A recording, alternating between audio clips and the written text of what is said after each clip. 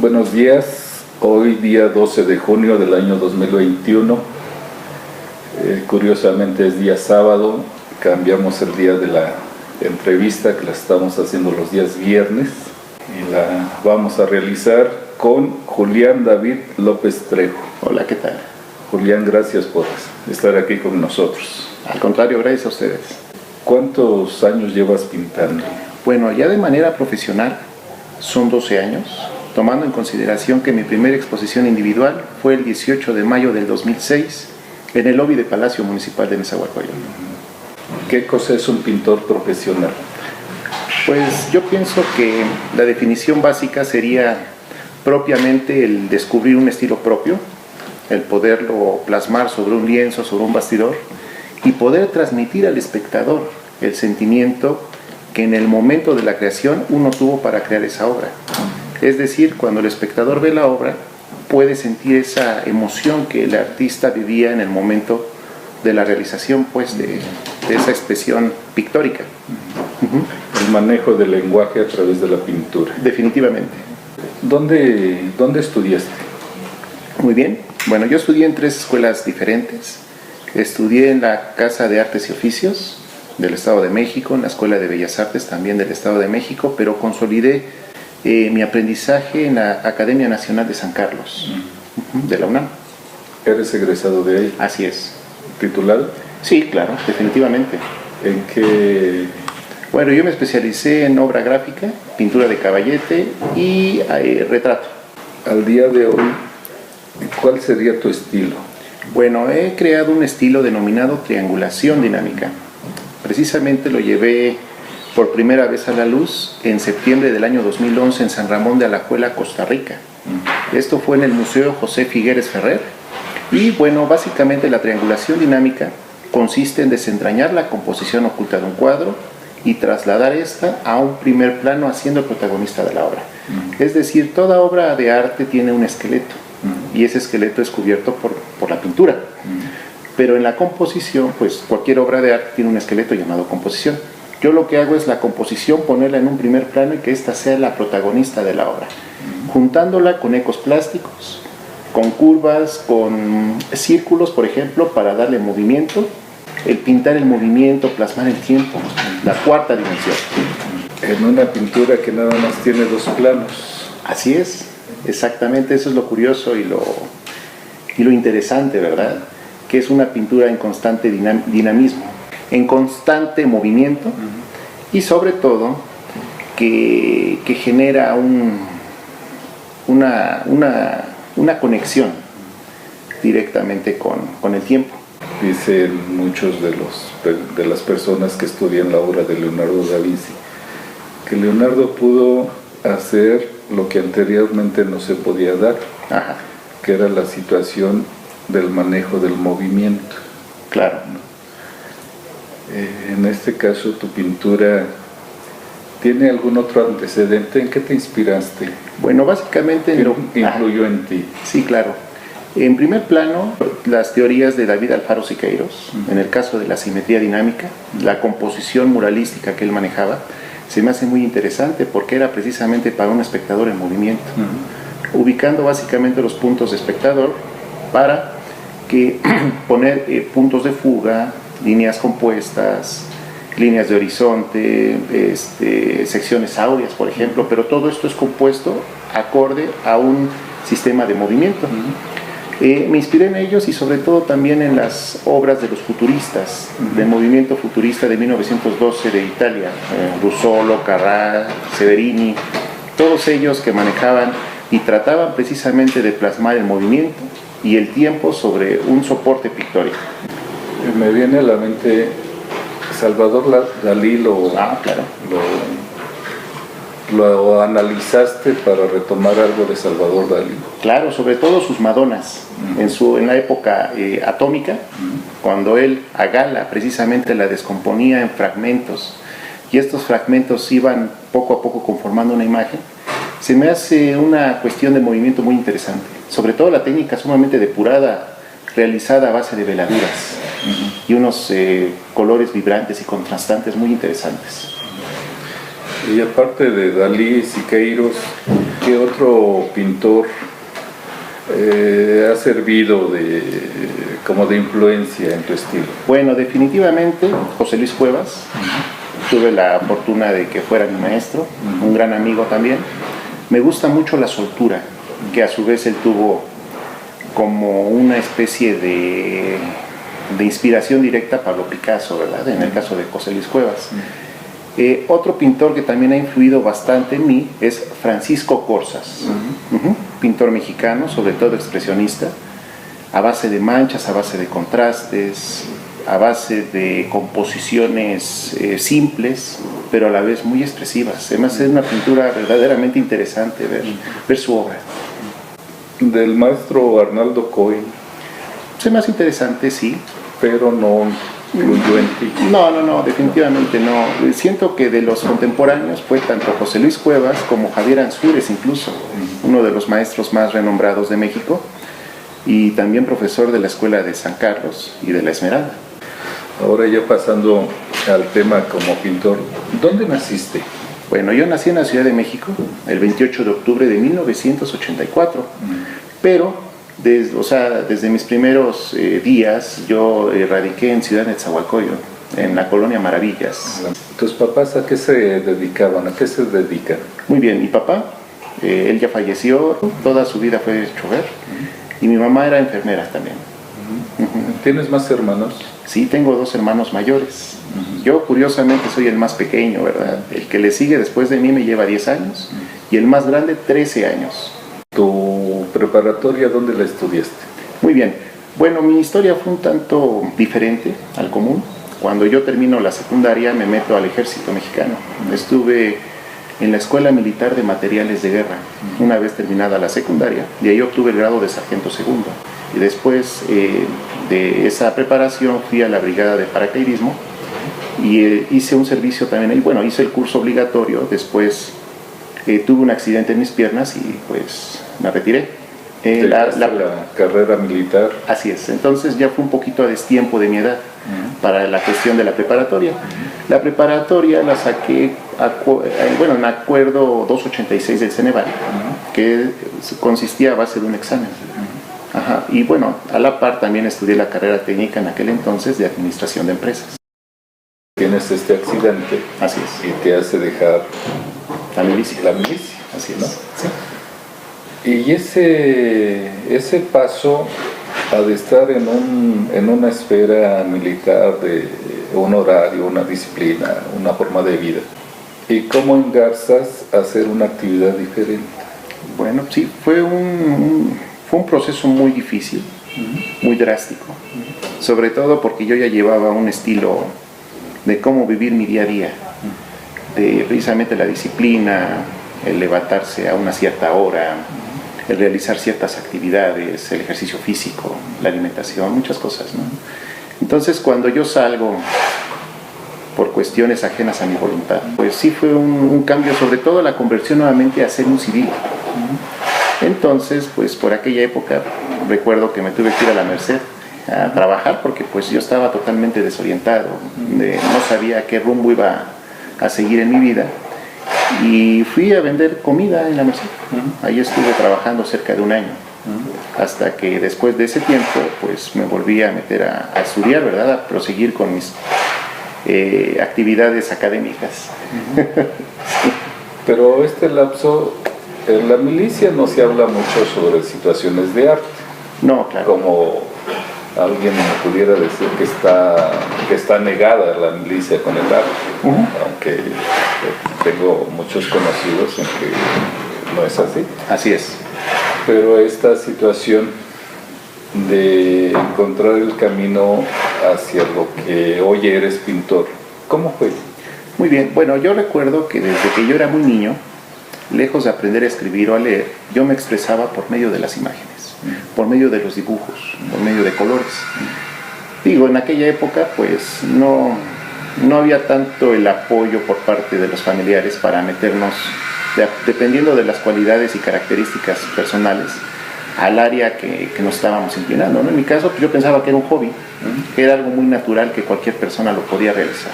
Entonces pues yo seguí haciendo mis actividades comunes. En el ejército, bien recuerdo, Luego me daban algunas materias muy específicas, como recuerdo uno el nombre de planeación y designación de objetivos, que era que nos enseñaban a subir a los árboles, a hacer todo ese tipo de estructuras para apoyar nuestras armas y poder hacer una especie de actividad de francotiradores y cosas de ese tipo.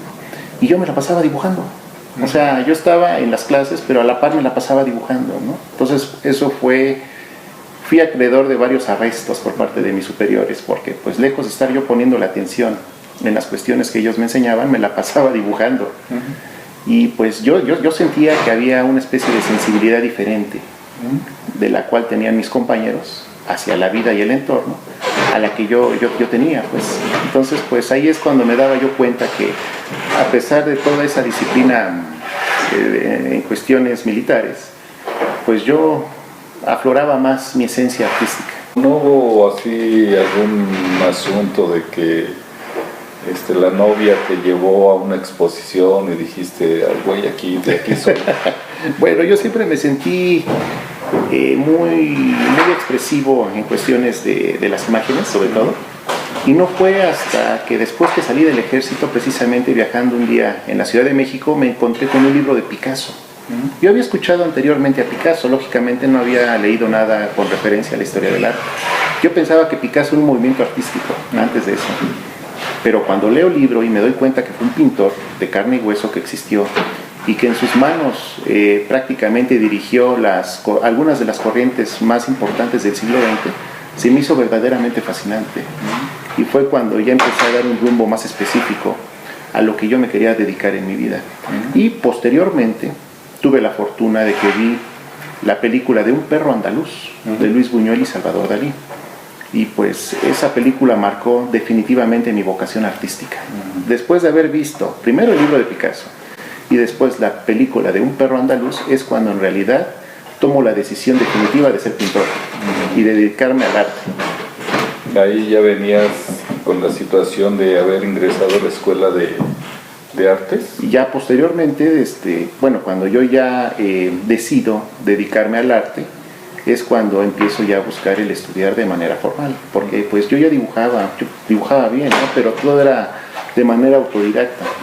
Y pues me interesaba conocer los conceptos de la composición, por ejemplo, la teoría del color, teoría del arte y muchas cosas. Es por ello que decido después estudiar de manera formal. Estamos hablando ya cercanos al año 2000. Sí, cercanos, digamos como 2004 más o menos. En esos años jóvenes, ¿había un ambiente para hacer cultura en Ciudad Neza? Pues bueno, yo en mi percepción personal no había visto nada. De hecho, yo andaba buscando espacio donde se me permitieran mostrar mis obras.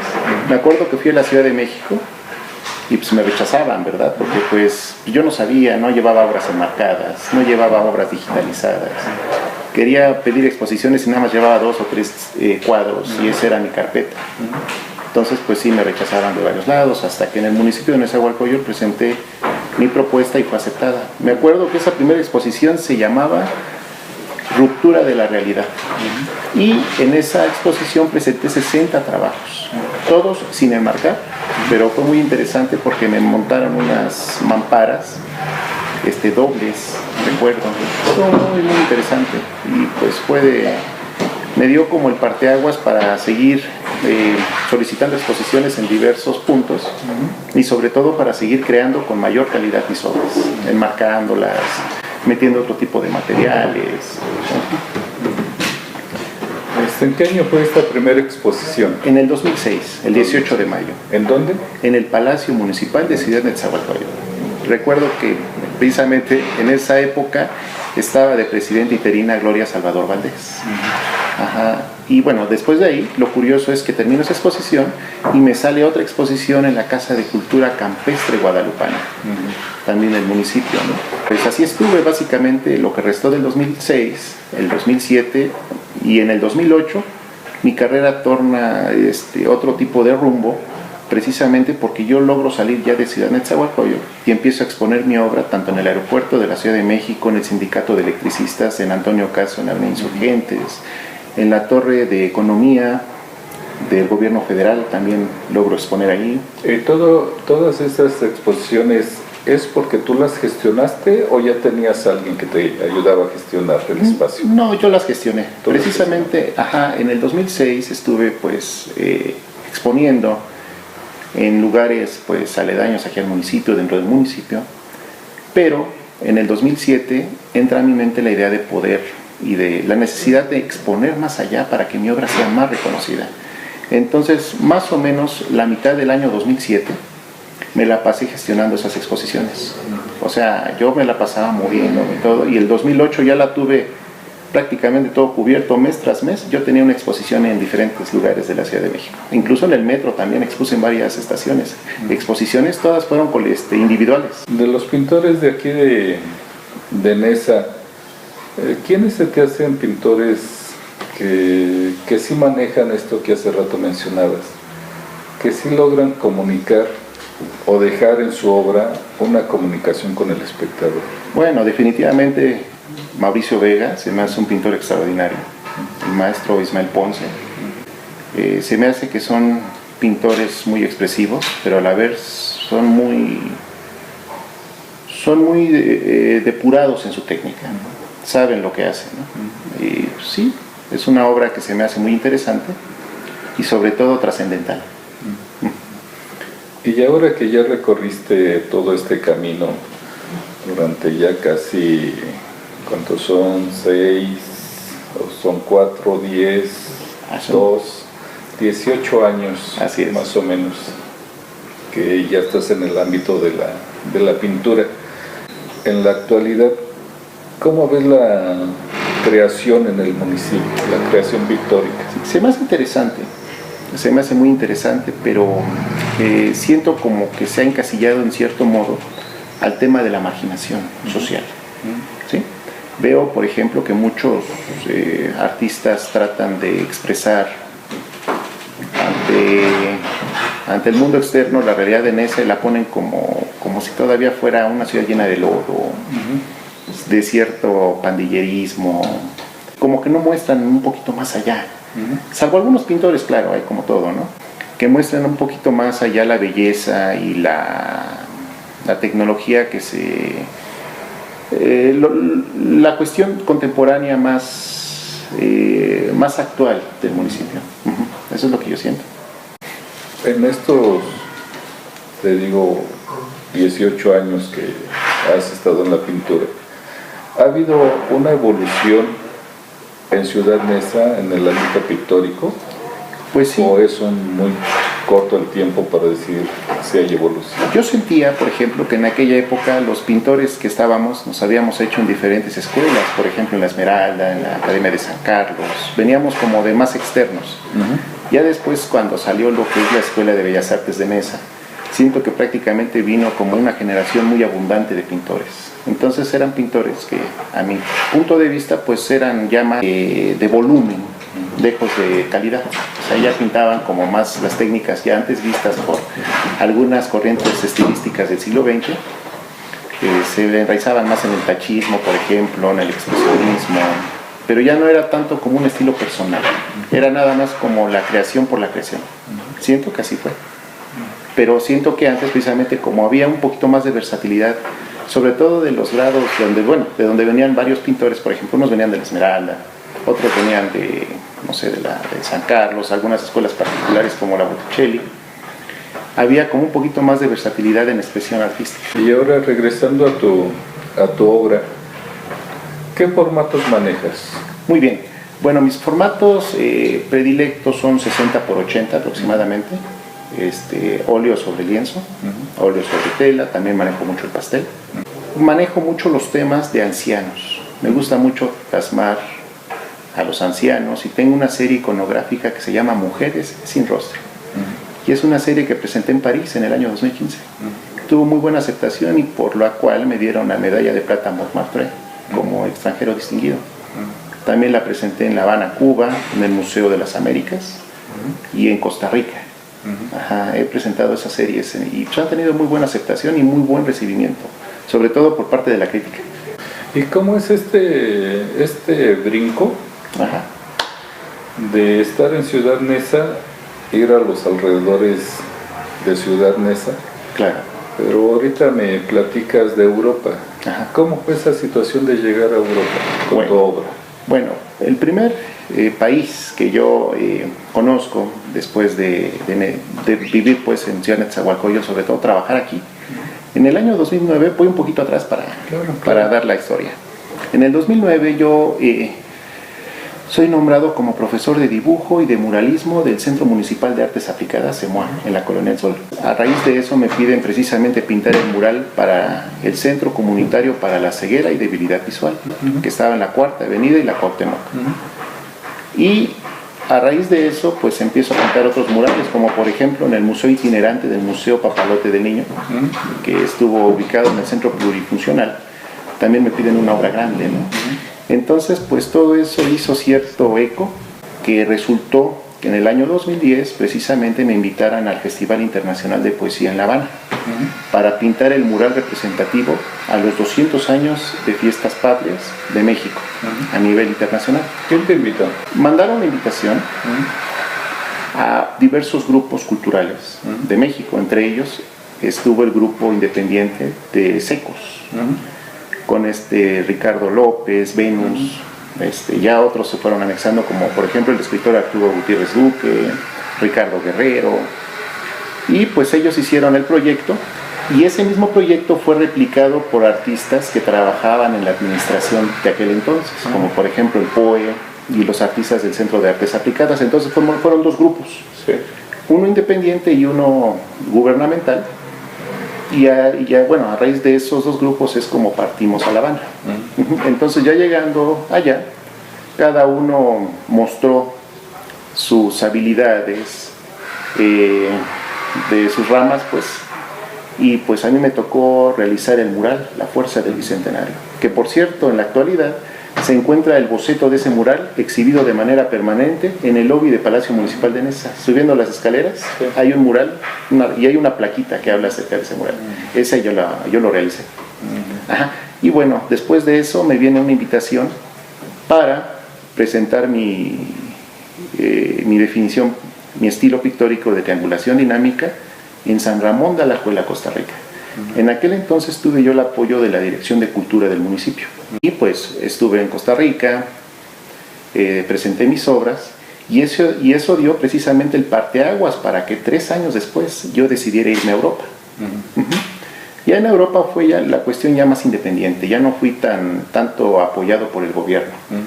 Me fui a buscar suertes y estuve viviendo allá 1 año. Bueno, primero a tratar de nutrirme de todo lo que la ciudad nos ofrece, los museos, la gente, la comida, la cultura, muchas cosas. Y sobre todo vivir como un parisino más. Vivía yo con una familia que me dio la oportunidad de estar con ellos un par de meses. Y era muy interesante estar a la par con ellos, ¿no? Diario despertarse a la misma hora que ellos, irse en el metro, vivir tal cual. Y una vez estando allá, después de unos 7 meses aproximadamente, se abre la convocatoria para exponer en la Galería Montmartre, y ahí presento algunas de mis obras con el tema de los ancianos. Y gustaron mucho mis obras. Y al final se me otorgó este distintivo, ¿no? Fue una experiencia muy, muy gratificante, sobre todo para mi carrera y por todo el tiempo que estuve yo allá. ¿Estás en París cerca de 1 año? Sí. Ya tienes un modus vivendi. Así es. Ya expusiste. ¿Para qué regresar? Muy bien. Bueno, había muchos problemas, sobre todo me tocaron varios problemas de terrorismo. Fue en aquella época, justo cuando pasó lo del tema de Charlie en Europa, y en Francia, y el país estaba militarizado. Estaba muy, muy crítica la situación. Nos tocó ver incluso un atentado en la Catedral de Notre Dame, donde un extremista del Al-Qaeda iba a entrar y escuchamos un disparo. Pensábamos que había una especie de tiroteo, pero no. Bueno, él estaba tirado, ¿no? Lleno de sangre y todo. Resulta que él mismo sacó la pistola y él mismo se le salió accidentalmente el disparo y se golpeó en la pierna. Pensaba la gente que lo habían balaceado, pero cuando lo ocultan los servicios médicos, descubren que traía muchas bombas pegadas al cuerpo. Entonces fueron muchas cosas que que pusieron un poquito más difícil la estancia en Francia. Sobre todo el hecho de no llevar suficiente cuestión económica. Pues sí, en cualquier lado los soldados nos paraban, nos interrogaban, ¿no? Entonces invitaban amablemente que todos los turistas que llevábamos más de cierto tiempo y que no tuviéramos una actividad tan específica como, no sé, o sea, más establecida como ir a tomar algún curso o alguna cuestión laboral sustentable, pues nos invitaban amablemente a regresarnos a nuestros países de origen. Sí, por aquella época pasaron, ¿no?, aparte de esas cosas, otras calamidades, como por ejemplo cuando subió de nivel el río Sena y se inundó. No sé si ustedes recuerden que fue muy escuchado, pues, todo ese tipo de noticias, ¿no? Fueron muchas cuestiones que afectaron pues ya la estancia allá, pero pues ya se habían logrado muchas cosas cuando decido regresar. Sigo con la misma pregunta. Pero ¿por qué? Bueno, está Italia, está España, que es más laxo el asunto. Claro. Dicen que los holandeses son muy generosos en la recepción. Y muy cálidos. De turismo. ¿Por qué no buscar otro entorno allí mismo, en Europa? Bueno, pero independientemente de eso, también la cuestión también del extrañar a México, a nuestros seres queridos, yo pienso que influyó mucho. O sea, como que era ya una especie de aventura lograda, de objetivo también logrado. Y pues yo sentía que ya tenía que regresar a México, sobre todo para ver a mi madre. A finales del 2015. Del 2015. Así es. ¿Y desde entonces estás aquí? ¿Ya no has salido? No, sí, regresé y bueno, mi noticia de lo que hice en Francia salió en muchos periódicos. Entre ellos recuerdo el Metro, el Gráfico. Entonces, a raíz de eso, pues me contacta un empresario de las tortillerías La Campesina a nivel Estado de México. Y él me comenta que quería hacer una especie de fusión entre lo que era la elaboración de las tortillas con el arte. Se me hizo una fusión muy interesante y pues la tomé. Entonces nuestro primer objetivo fue ir a Oaxaca. O sea, regreso a México, estoy digamos como un mes más o menos, y me voy a Oaxaca. Vamos a Ocotlán, a Ixcutla de Crespo, y en el rancho Monte del Toro pinto una obra y se queda expuesta de manera permanente también de aquel lado, ¿no? Una vez ya de regreso a la Ciudad de México, planeamos un viaje a La Habana, Cuba nuevamente. Sí, y fue un éxito porque expusimos en la casa estudio Amelia Peláez, en el municipio 10 de octubre, muy cerca de La Víbora. Y fue muy bien recibida la exposición. Tuvimos la fortuna de que nos dieron el reconocimiento de Bellas Artes, precisamente Amelia Peláez, a manos de la artista cubana Telvia Marín Mederos. Todavía alcanzamos a ver viva a la maestra de 96 años. Sí, fue muy exitoso, ¿no? Después de eso, pues el siguiente año continuamos trabajando, exponiendo y sobre todo conociendo a personajes de cierto renombre, como por ejemplo, me pidió su retrato Alfredo del Mazo, el gobernador, Carlos Cuevas, Sergio Mayer, Ricardo Monreal y Claudia Sheinbaum incluso. Hay fotografías ahí en internet donde estoy con ellos, entregándoles las obras. Y pues fue una especie de etapa donde se consolidó todo lo que se había logrado en años anteriores. O sea, ya no salí por ese lapso de tiempo nuevamente al extranjero, pero consolidé lo que se había logrado en años anteriores. O sea, reafirmé bien lo que fue la cuestión de la carrera. Y pues en aquella época una de las exposiciones más relevantes fue en el Club de Banqueros de la Ciudad de México. Ahí expuse mi obra. Con muy buena suerte, porque sí, logré vender muchas piezas. En este tema hablamos de que tú ya vives de la pintura. Claro. Curiosamente, tal vez el 90% de los pintores de aquí de Neza que no han logrado este paso de lograr vivir de su pintura, de su propia creación. Claro. ¿No? Tú sí ya vives de tu pintura. En este año de pandemia y el año pasado, ¿cuáles fueron tus temas? ¿Qué estuviste desarrollando? Bueno, desarrollé temas relacionados sobre todo con la historia de México. Metido mucho, por ejemplo, con el tema de la revolución. El tema de Emiliano Zapata se me hace muy interesante. Estuve también trazando Más mujeres sin rostro, haciendo un poquito más, trayendo a estos años esas series iconográficas que tanto éxito tuvieron en Europa, y hice una obra de gran formato en apoyo a la gente enferma de COVID. Y pues fue muy sonado esa noticia, salió incluso en el periódico El Universal y en noticieros, para apoyar con la venta de esa obra por medio de fundaciones a las personas que requerían tanques de oxígeno, concentradores también. Fue lo que estuve básicamente realizando en la época de la pandemia, y sobre todo también dando clases, porque algo muy curioso que desde el año 2009 yo doy clases también, o sea, clases de dibujo. En un inicio estaba en el Centro de Artes Aplicadas EMOA, posteriormente en el Centro Cultural Jaime Torres Bodet, que está enfrente del castillo. Después de darlas aquí, estuve dando clases privadas, y ahorita estoy en el Centro Cultural Tonatiuh-Cali, en el municipio de Chicoloapan. Ahí das clases. Ahí doy clases de pintura y de dibujo. Y para estos últimos años, ¿consideras que lo que tenías que aprender como pintor, ya lo aprendiste? No, yo pienso que uno siempre aprende día tras día.